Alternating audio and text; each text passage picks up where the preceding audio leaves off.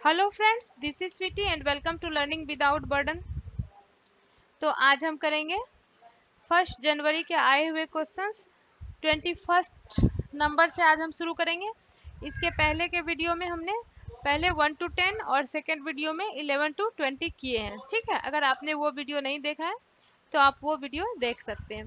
तो आज हम 21 से शुरू करेंगे और ये हमारा पेपर 2 का 1 जनवरी का आया हुआ क्वेश्चन है। ठीक है, तो आइए शुरू करते हैं। Which of the following does not facilitate students thinking, मतलब स्टूडेंट का थिंकिंग किससे नहीं बढ़ता है। एक्टिव इन्वॉल्वमेंट से बढ़ता है, मीनिंगफुल एक्टिविटीज से भी बढ़ता है, सोशल पार्टिसिपेशन से भी बढ़ता है। नहीं पूछा इसलिए पैसिव लिसनिंग, अगर बच्चा स्टूडेंट चुपचाप बैठकर सुनेगा तो इससे उसकी थिंकिंग नहीं बढ़ेगी। ठीक है, निम्नलिखित में से कौन सा विकल्प विद्यार्थियों की सोच को सुसाध्य नहीं करता है। सक्रिय भागीदारी एक अच्छी चीज है, सार्थक गतिविधियां भी एक अच्छी चीज है, निष्क्रिय सुनना एक गलत चीज है और नहीं पूछा है। सामाजिक भागीदारी भी एक अच्छी चीज है, नहीं पूछा है इसलिए निष्क्रिय सुनना। अगर बच्चा निष्क्रिय बैठकर सुनेगा तो इससे उसकी सोच नहीं बढ़ेगी। ठीक है, dash opportunity of hands on activities is likely to dash learning among students। तो हैंड्स ऑन एक्टिविटी के अपॉर्चुनिटी को अवॉइड नहीं करना है, फैसिलिटेट करना है। अगर आप बच्चे को हैंड्स ऑन एक्टिविटी करने देंगे तो इससे क्या होगा, लर्निंग इंप्रूव होगा। ठीक है, प्रिवेंट मतलब बचना हो गया, बचना नहीं है। Facilitating opportunity to hands on activities is likely to improve learning among students. अगर आप हैंड्स ऑन एक्टिविटी करने देंगे तो इससे बच्चे की लर्निंग बढ़ेगी। ठीक है, छात्रों के लिए व्यवहारिक गतिविधियों को सुविधा देने से छात्रों के अधिगम को बढ़ने की संभावना है। ठीक है, हैंड्स ऑन एक्टिविटी बच्चे जितना ज्यादा करेंगे इससे उसकी लर्निंग उतनी ही अच्छी होगी। Which of the following is correct in context of learning? Students learn best when they participate in activities that are related to their context। ये एक सही बात है, जो भी वो पढ़ते हैं अगर उसके कॉन्टेक्स्ट से जुड़ा हो, संदर्भ में बात हो तो लर्निंग अच्छी होगी। तो ये तो सही चीज है और सही ही पूछा है। Students learn best when they participate in activities that are not related, जो उसके कॉन्टेक्स्ट से नहीं रिलेटेड है तो उससे लर्निंग नहीं बढ़ेगी। लर्निंग हमेशा उसको जो बच्चे को जो पढ़ाते हैं वो हमेशा उसके कॉन्टेक्स्ट से जुड़ा होना चाहिए। ठीक है, नहीं तो वो समझेगा ही नहीं। Students learn best when they participate in meaningful active, हाँ मीनिंगलेस है तभी तो गलत है, मीनिंगफुल रहता तब तो सही हो जाता। Students learn best when they participate in meaningless, meaningless है इसलिए गलत है, मीनिंगफुल रहता तो सही हो जाता। Students learn best when they participate in mechanical, mechanical नहीं, इंसान है उसको मशीन के तरह नहीं पढ़ाना है। ठीक है, उसके इंडिविजुअल डिफरेंस को ध्यान में रख के पढ़ाना है। छात्र सबसे अच्छा तब सीखते हैं जब वे गतिविधियों में उन गतिविधियों में भाग लेते हैं जो उनके संदर्भ से संबंधित होते हैं। बिल्कुल सही कथन है, छात्र सबसे अच्छा तब सीखते हैं जब वे उन गतिविधियों में भाग लेते हैं जो उनके संदर्भ से संबंधित नहीं होती है। जब छात्र अर्थहीन गतिविधियों में भाग लेते हैं तो वे सबसे अच्छा सीखते हैं। अर्थहीन नहीं, अर्थपूर्ण होना चाहिए। ठीक है, यांत्रिक गतिविधियों में भाग लेने पर छात्र सबसे अच्छा सीखते हैं। ऐसा नहीं है कि वो यांत्रिक गतिविधि में भाग लेगा तभी अच्छा सीखेगा। बच्चा जहाँ सबसे अच्छा एक्टिव हो, बच्चा को जो भी चीज सिखाइए वो उसके कॉन्टेक्स्ट में हो। ठीक है, ऐसा चीज सिखा रहे हैं जिससे वो कभी कुछ जुड़ा ही नहीं है, जिसके बारे में वो कुछ जानता ही नहीं है, तो वो नहीं सीख पाएगा। ठीक है, while introducing a new topic a teacher should ask questions which are from the domains completely unfamiliar from students। ऐसे चीज को पढ़ाएंगे जो बिल्कुल स्टूडेंट्स उससे अनफेमिलियर है तो ऐसा क्वेश्चन नहीं पूछना चाहिए टीचर को। Are much beyond their cognitive, उसके कॉग्निटिव डेवलप एबिलिटीज से बहुत ज़्यादा बाहर हो तो ये भी नहीं पूछना चाहिए। Has not relation with the topic, अब जो टॉपिक पढ़ा रहे हैं उससे कोई रिलेशन ही नहीं है, ऐसा भी क्वेश्चन नहीं पूछना चाहिए। Relates the topic to be studied with what students already know. जब भी आप स्टूडेंट को पढ़ाइए तो नए नॉलेज को पुराने नॉलेज से जोड़ के पढ़ाइए, ठीक है।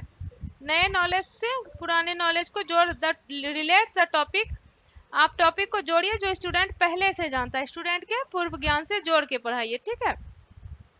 एक एक विषय का परिचय देते समय शिक्षक को ऐसे प्रश्न पूछने चाहिए जो छात्रों से पूरी तरह अपरिचित क्षेत्र से हो। ऐसा पढ़ाएंगे तो स्टूडेंट कैसे सीखेगा? उनकी संज्ञानात्मक क्षमताओं से काफी परे हो। ऐसा पूछेंगे जो उसको समझ में ही नहीं आए तो ये तो दिक्कत हो जाएगी। पढ़ाए जाने वाले विषय से संबंधित नहीं हो, अब सब्जेक्ट से ही बाहर पूछ देंगे। अध्ययन किए जाने वाले विषय को छात्रों के पूर्व ज्ञान से जोड़े। बच्चे को जब भी आप कुछ पढ़ाइए तो उसके प्रीवियस नॉलेज से जोड़ के पढ़ाइए, ठीक है। Socio culture context of students has minimal role in the learning process. Minimal role मतलब कम रोल, कम रोल नहीं है। सोशियो कल्चर कॉन्टेक्स्ट का काफी ज्यादा प्रभाव है। Has no role in the learning process, playing a significant role in the learning process. Socio cultural context of students plays a significant role in the learning process, should be ignored in the learning process। आप किसी के socio culture context को ignore नहीं करेंगे, ठीक है। छात्रों का सामाजिक सांस्कृतिक संदर्भ सीखने की प्रक्रिया में न्यूनतम भूमिका नहीं निभाता है। सीखने की प्रक्रिया में कोई भूमिका नहीं निभाता है। सीखने की प्रक्रिया में एक महत्वपूर्ण भूमिका निभाता है। को सीखने की प्रक्रिया में अनदेखा किया जाना चाहिए नहीं। उसका जो सोशल बैकग्राउंड है वो एक बहुत बड़ा महत्वपूर्ण भूमिका निभाता है, ठीक है। इसलिए कहता है कि बच्चे का जो सोशल कल्चर बैकग्राउंड है उसको आप ध्यान में रख के उसको महत्व दे के पढ़ाइए, ठीक है। A teacher intends to facilitate reflective skills among her students. This can be done by। एक टीचर जो है वो स्टूडेंट में रिफ्लेक्टिव स्किल देना चाह रहा है, इसके लिए स्टूडेंट को क्या करना चाहिए? Asking students to copy the content written on board. आप जो बोर्ड पे लिख दिए हैं उसको अगर छात्र को उतारने कहेंगे, कॉपी करने कहेंगे तो इससे रिफ्लेक्ट कहाँ होगा? ये तो कॉपी करने का बढ़ गया ना स्किल, चिंतन इसमें वो कहाँ करेगा? Encouraging students to ask themselves questions about their understanding। ये एक सही चीज है कि उसको आप कहेंगे कि आप अपने समझ के अनुसार क्वेश्चन, जब बच्चा क्वेश्चन करेगा तभी उसका रिफ्लेक्टिव स्किल बढ़ेगा। Giving a passage to students for rote memorization से कभी भी रिफ्लेक्टिव स्किल नहीं बढ़ सकता है। Shaping the students behaviour using stimulus response. Stimulus response SR जो है ये बिहेवियरिस्ट इसकी बात करते हैं। आजकल हमारे यहाँ कंस्ट्रक्टिविज्म है उसको फॉलो किया जाता है। एनसीएफ 2005 कंस्ट्रक्टिविज्म को फॉलो करता है, इसलिए ये एसआर एसोसिएशन बिहेवियरिस्ट वाला हमें देखना ही नहीं है, ठीक है। उससे रिफ्लेक्टिव चिंतन नहीं बढ़ेगा, उससे बच्चे को क्या होता है? आदत डलवाया जाता है। बिहेवियरिस्ट क्या कहते हैं? बच्चे को आदत डलवाओ, ठीक है। एक शिक्षक का इरादा अपने छात्रों के बीच चिंतनशील कौशल की सुविधा प्रदान करना है। इसके लिए उसे क्या करना चाहिए? चिंतनशील कौशल। छात्रों से बोर्ड पर लिखी सामग्री कॉपी करने से कभी भी बच्चे का चिंतनशील कौशल नहीं बढ़ता है। छात्रों को अपनी समझ के बारे में सवाल पूछने के लिए प्रोत्साहित करना चाहिए। ये एक पॉजिटिव चीज है और इससे बच्चे का चिंतन कौशल बढ़ेगा, ठीक है। छात्रों को रटने याद करने का आंसर हमेशा ही गलत ही होगा। उद्दीपन प्रतिक्रिया संबंध, ये एसआर वाला जो है ये बिहेवियरिस्ट आदत डलवाने की बात करते हैं कि उसको स्टिमुलस दीजिए रिस्पांस आएगा, स्टिमुलस दीजिए रिस्पांस आएगा, ये सब अब नहीं चलता है, ठीक है।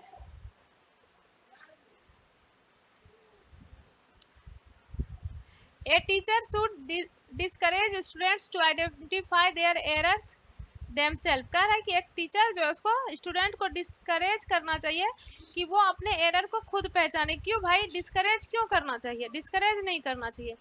Ignore misconception carried by student के पास जो मिसकंसेप्शन है उसको इग्नोर नहीं करना चाहिए।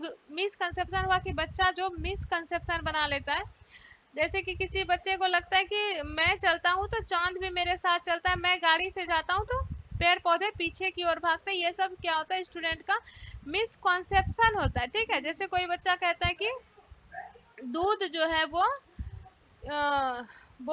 बूथ में मिलता है, क्योंकि वो बूथ से लाते हुए देखता है। तो ये सब क्या होता है, ये सब मिसकॉन्सेप्शन होता है। स्ट्रेंथन स्टूडेंट्स मिसकंसेप्शन को स्ट्रेंथन क्यों करेंगे, उसको बढ़ाएंगे थोड़ी, धीरे धीरे उसको समझाएंगे कि इसका सही आंसर ये है भाई, तुम्हारे अंदर मिसकंसेप्शन है, तो उसको अच्छे से हैंडल करके उसको सही चीज बताएंगे। Scaffold students to correct their errors themselves, उसके एरर को उसे खुद करेक्ट करने के लिए क्या करेंगे, स्कैप होल्ड करेंगे, स्कैप होल्डिंग देंगे उसके एरर को सही करने के लिए, ठीक है।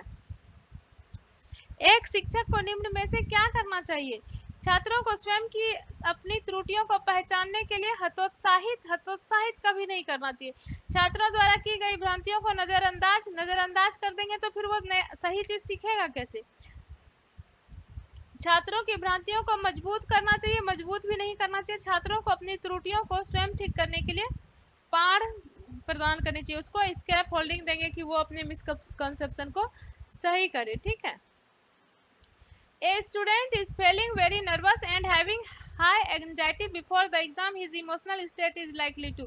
एक स्टूडेंट जो है एग्जाम के पहले बहुत नर्वस फील करता है और एंजाइटी, तो इससे क्या होगा, अगर एग्जाम के पहले बहुत नर्वस फील करेगा और एंजाइटी फील करेगा तो इससे क्या होगा, गलत निगेटिव असर पड़ेगा, निगेटिविटी इम्पैक्ट हिज परफॉर्मेंस। अगर बच्चा पहले से बहुत ज़्यादा टेंशन में है और बहुत ज़्यादा नर्वस है तो उसका परफॉर्मेंस क्या होगा, परफॉर्मेंस पे निगेटिविटी इम्पैक्ट होगा, ठीक है। यही इसका सही आंसर है। काउज इंटरनल मोटिवेशन, अगर बच्चा जो नर्वस है और एंजाइटी में है वो इंटरनल मोटिवेटेड नहीं हो पाएगा, ठीक है।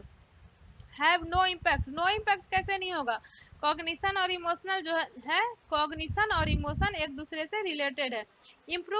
इम्प्रूव नहीं होगा, इससे उसका परफॉर्मेंस खराब होगा, ठीक है।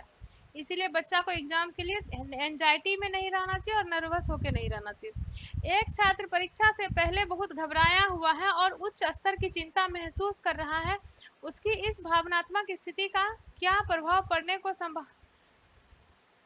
संभावना है, तो उससे उसका नकारात्मक प्रभाव पड़ेगा, ठीक है। यह प्रदर्शन के लिए आंतरिक प्रेरणा का कारण नहीं बनेगा। हमेशा चिंता और नर्वसनेस जो है ये एक गलत चीज है, इससे हमेशा निगेटिव ही प्रभाव पड़ेगा। इसका परीक्षा में उसके प्रदर्शन पर कोई प्रभाव कैसे नहीं पड़ेगा, कॉग्निशन और इमोशन जो है एक दूसरे से रिलेटेड है, ठीक है। अगर आपका इमोशन आपके कंट्रोल में नहीं है तो आपका दिमाग भी आपके कंट्रोल में नहीं रहेगा। इसकी वजह से परीक्षा में उसके प्रदर्शन में सुधार नहीं होगा, प्रदर्शन खराब होगा, ठीक है।